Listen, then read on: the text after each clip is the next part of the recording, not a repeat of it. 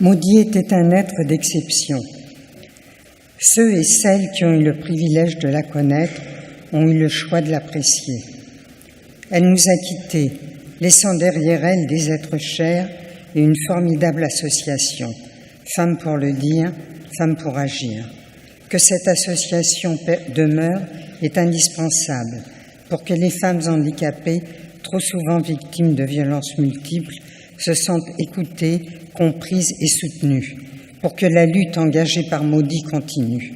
Ne baissons jamais les bras, c'est notre devoir d'agir, afin que celles que souvent on moque en les singeant ne soient plus la cible de colibets et autres agressions.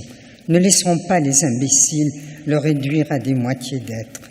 Réagissons comme le faisait Maudit. Maudit. Une image d'elle me revient. C'était en 2016. Pour les feuilles d'automne, elle m'avait invitée avec Alain, son mari, à dormir chez eux. Un matin, comme j'empruntais le couloir qui mène à la cuisine, j'entendis fourgonner dans un cagibi. Je passai la tête par l'entrebâillement de la porte et je vis dans l'ombre Maudit juché sur un escabeau. « Tu as besoin d'aide » demandai-je. « Non, non, me répondit-elle. Je cherche simplement une paire de chaussures. » Quelques secondes plus tard, je compris au bruit de la chute d'objets sur le sol qu'elle les avait trouvés.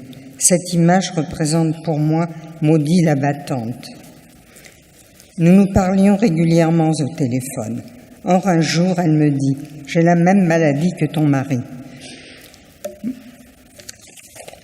« Laquelle ?» demandai-je.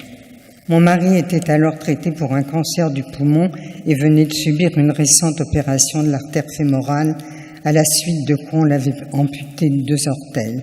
Je souhaitais que Maudit ait un problème de circulation, tout en m'attendant au pire.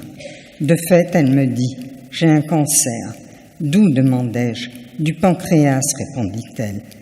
J'ai alors pensé « C'est foutu. » Je ne connaissais personne qui se soit sorti de ce cancer-là. Mon dernier frère, pour devancer cette maladie, s'était pendu 3 ans plus tôt. Interloqué par cette nouvelle, je ne trouvais rien d'autre à dire que « Tu vas t'en sortir ». Sans doute, me dit Maudit, je lui ai d'ailleurs écrit une lettre de fin de non-recevoir. L'humour ne lui faisait pas défaut. Elle en débordait, comme elle débordait d'énergie. Je lui ai de nouveau parlé quelque temps avant sa mort. Elle était encore à l'hôpital où elle venait de passer 1 mois. Elle m'a dit « Je rentre demain ». J'ai pensé mauvais signe. Quand l'hôpital vous renvoie au bercail, c'est pour y mourir. Elle n'a pas eu le temps de défaire sa valise, que déjà c'était le retour à la case départ. Elle est partie avec un aller simple. Repose en paix, ami, dont les yeux savaient voir au-delà de la nuit. Nous sommes là, nous veillons.